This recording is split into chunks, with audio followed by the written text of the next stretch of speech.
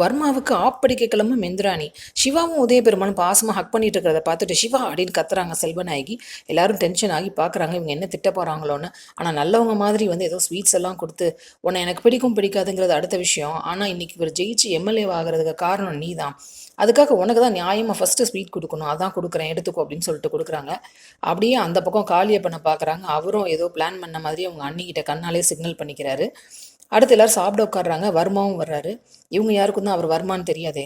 இந்திரா சொல்கிறாங்க, சித்தப்பா என்னதான் நம்ம மீடியாவை கையில் வச்சுருந்தாலும் நம்மக்கிட்ட அத்தாரிட்டி இல்லாதனால நம்ம எதுவுமே நம்மளால் பண்ண முடியல.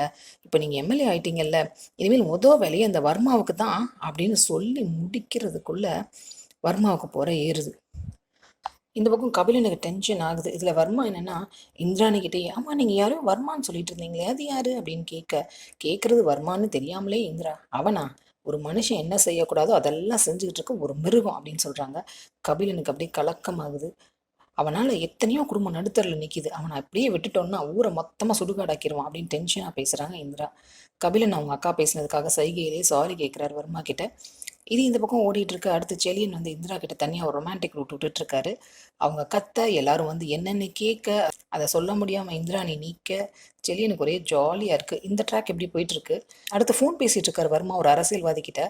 நான் தான் உனக்கு ஹெல்ப் பண்ணி போன எலெக்ஷன்லேயே ஜெயிக்க வச்சேன், போன தடவை மாதிரி இந்த தடவை ஏதாவது க்ரைம் பண்ணி ஜெயிச்சிருக்க வேண்டியதானே அப்படின்னு வர்மா சொல்ல, அதுக்கு இந்த தடவை அந்த மாதிரி பண்ணால் நான் தான் பண்ணேன்னு மாட்டிக்குவேன் அப்படின்னு அவர் சொல்கிறாரு. பேசிட்டே இருக்கும்போதே உதயபெருமாள் 5 வருஷம் எம்எல்ஏ இருந்தால் எல்லாரும் மாட்டிக்குவோம், அதனால் பை எலெக்ஷன் வர்ற மாதிரி பண்ணு அப்படிங்கிறாரு. அந்த அரசியல்வாதி அவரை கொலை பண்ணணுமா அப்படின்னு முதல்ல யோசிச்சாலும் சரி அப்படிங்கிறாரு.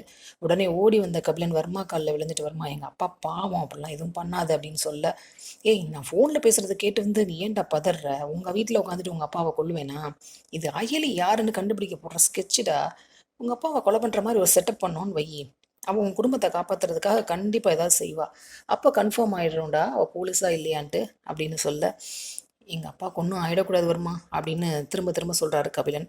டேய் என்னவே சந்தேகப்படுறியா போடா அப்படின்னு அவரை வெளியில் போக சொல்லிட்டு, இந்த தடவை உங்கள் அப்பா எப்படி தப்பிக்கிறாருன்னு பாடுறா அப்படின்னு பிளான் பண்ணிட்டு இருக்காரு வர்மா. உதயபெருமாள் உயிரை காப்பாற்றுவாங்களா சிவா மயிலையும்? வெயிட் பண்ணி பார்ப்போம். சீரியல் அப்டேட்ஸ்க்கு எங்கள் சேனலை சப்ஸ்கிரைப் பண்ணுங்கள். மீண்டும் அடுத்த அப்டேட்டில் சந்திப்போம்.